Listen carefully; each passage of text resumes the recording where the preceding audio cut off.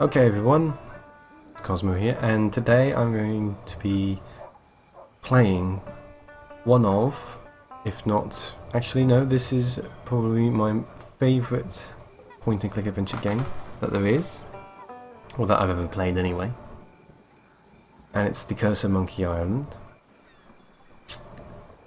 It is without doubt, one of the most important games, that I've played in my life in terms of influence, and also, it was the most anticipated. I've always been a big fan of the LucasArts adventure games, and this game is up there with, Day of the Tentacle, the original Monkey Island games, Sam & Max, although Sam & Max was never really as high as, say, the others. And it's a lost art now. These days you just don't get the same kind of adventure game.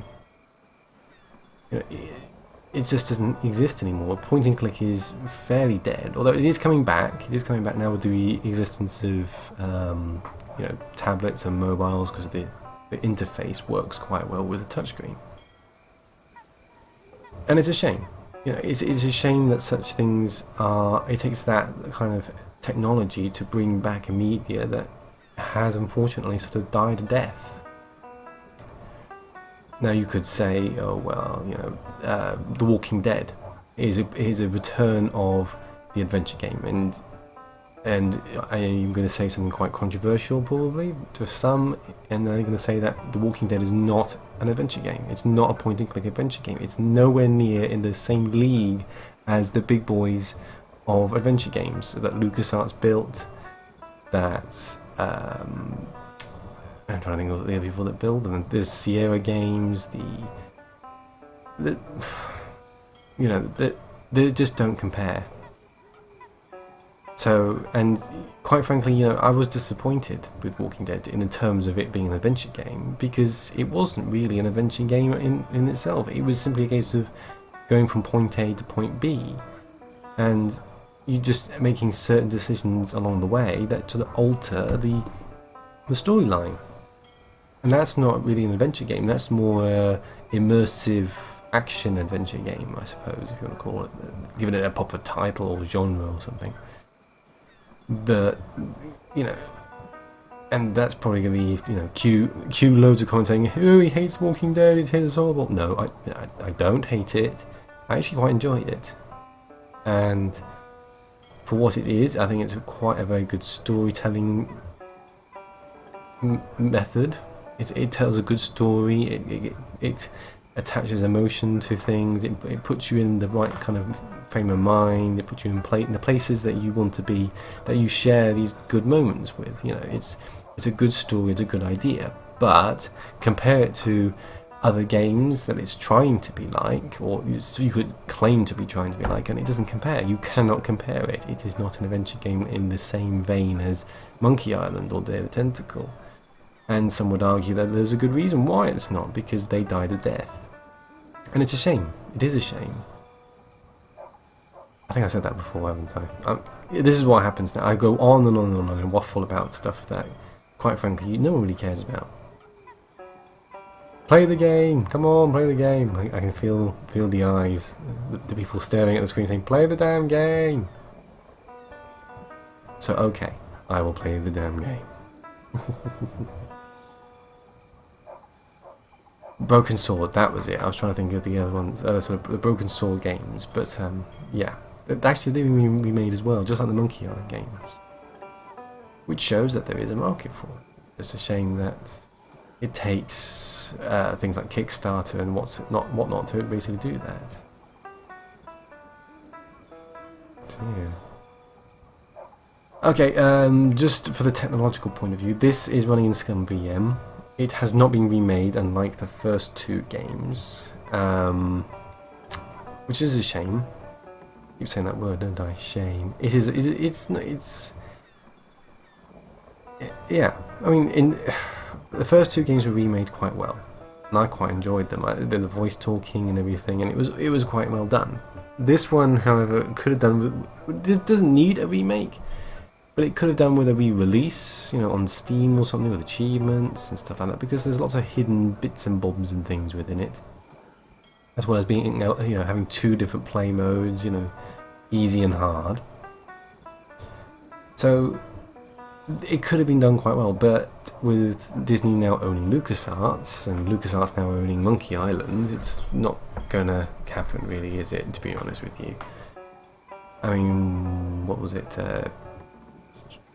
Yeah, there's Escape from Monkey Island, which is after this, and I'm not sure if I can or will play that, because out of my sort of games that I'd like to play, Escape is not on it. Not because of what it is, you know, it's a good game, it tells a good story, but it's the least favourite of my sort of point and click adventure games. Actually, technically it's not an adventure point and click one, is it? It's 3D.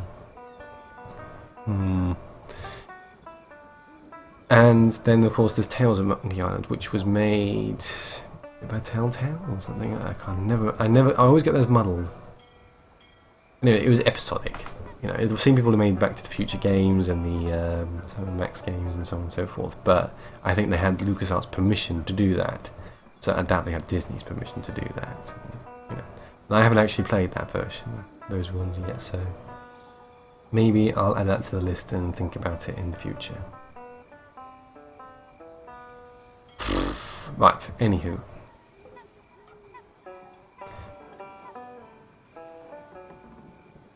You see, this is how passionate I am about this game, because it brings up so many sort of arguments and problems that I've had from people in the past and stuff, and it's just, you know, it has a good, strong history. The game's like 17 years old. It's 17 years old, and it's still one of my favourite games, and it's still, I don't know, it upsets me that adventure games died the way they did, because at the time 3D games were coming into sort of their own, you know, and they tried to put adventure games into 3D. You need to look at Grim Fandango and then Escape from Monkey Island to see that they were trying to bring the format and the genre over into the real sort of 3D and get people entertained and onto consoles and stuff, and it just didn't really translate. It just didn't happen. So they sort of died a death, and LucasArts gave up on it. I mean, Full Throttle never got its sequel. The Sam Max never got its sequel from LucasArts anyway. It was made by Telltale. Let me just check if I'm actually getting that right, actually. Tales of Monkey Island. Yep. Yes, Telltale Games. There you go. I am right. Phew. For a minute there, I thought maybe I'm talking utter rubbish, which is completely usual for me. Wouldn't surprise me in the slightest. There you go. So, anyway, back to the game, talk about the game. Okay, Curse of Monkey Island, the 3rd Monkey Island game in the series. Now, some could argue, die-hard fans would argue, that it's not the 3rd in the series, it's just a alternative universe or something, because it does not answer the one main question. Well, at least it doesn't really answer the question, it sort of fudges around it, of what happened to Guybrush Threepwood at the end of Monkey Island 2. And the main argument is because the creator of Monkey Island, Ron Gilbert, or the main man responsible for it, Ron Gilbert, was not involved in its development of Curse of Monkey Island. So instead, it was taken over by other people who worked on Full Throttle, and that explains why the interface is so similar. So, you know, to die-hard fans, it is and isn't the 3rd game in the series. Technologically speaking, it was the most advanced Scum game that was actually built. Its graphics were high res. I mean, compared to these days, it's not that high res, but you're looking at a good, and what's the right kind of word? What do I think? It was well animated. It was well drawn. I mean, the graphics even nowadays are very nice. They're very nice. They're nice. Obviously, it's not extreme high. It's not it's not HD graphics or anything, which is why a remake would be nice. It would look fantastic as an HD remake, because the graphics themselves are cartoonish. I mean, they rival, at least at that time, you know, the animated films, because it just looked, and it just looks quite, well, fantastic is the only word I can think of, really, of describing it. Is it looks well animated, well drawn, and the sound, especially the music in Curse of Monkey Island, was held at it. It still is. And I mean, you can go on YouTube quite easily and find parts of the soundtrack, part of the songs that are being played. And it was one of the, you know, what a fantastic orchestra and a well thought out music. And back in the old days, it was stuck with MIDI files, and even then, those were written quite well using what was it called? iMuse, yeah. It was also obviously the first Monkey Island game to have speech, and what was quite cool about this is that the guy that does Guybrush Threepwood's voice, as well as several other actors like LeChuck, and actually I think Elaine's voice was changed for various reasons. I suspect the voice actor couldn't do it or something. The guy who plays Guybrush Threepwood, Dominic Armato, ended up basically doing the voice for all of Guybrush Threepwood's, even the remakes of the first two games. And you know, he'll be forever remembered, and forever remembered. I'm getting the warbles back. As the guy who does Guybrush Threepwood's voice. So that was always a nice touch, and he does it very, very well. Very, very well. I need a drink. Hang on.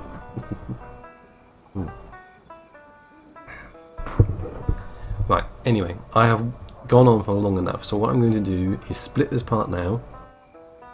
So then you can then go, okay, I didn't need to hear this rubbish, I'll listen to the next part, okay? And I'll put it in the comments that you can skip this part because it's me procrastinating for about 14 minutes or so on how fabulous things are and how wonderful it was and how crap it is in here now, and yada yada yada, okay?